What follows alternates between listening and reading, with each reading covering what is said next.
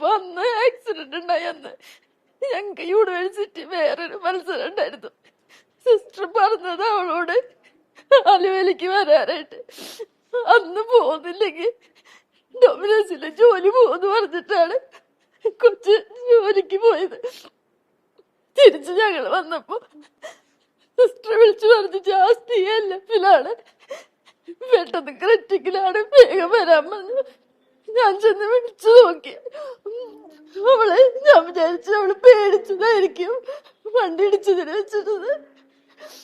നിങ്ങള് തന്നെ ഒന്ന് നോക്ക്. ആ വളവിന്റെ അവിടെ ആർക്കെങ്കിലും ജീവൻ കൈ പിടിച്ച് നടക്കാൻ പറ്റുമോ? അവള് സൈഡിൽ കൂടെ അല്ലേ നടന്നു തന്നെ. എത്ര സ്പീഡിലാക്കാതെ പറഞ്ഞത് നോക്ക്.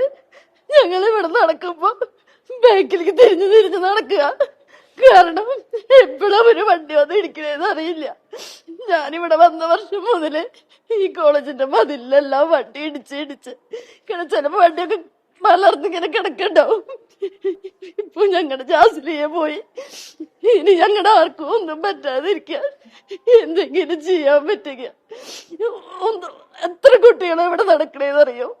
അവിടെ ആ ഹോട്ടലിന്റെ ഫ്രണ്ടിലാണെങ്കിലും വണ്ടി പാർക്ക് ചെയ്ത് കഴിഞ്ഞപ്പോ ഞങ്ങക്ക് നടക്കാൻ സ്ഥലമില്ല. ഹൈവേ കൂടെയാണ് നടക്കേണ്ടി വരിക.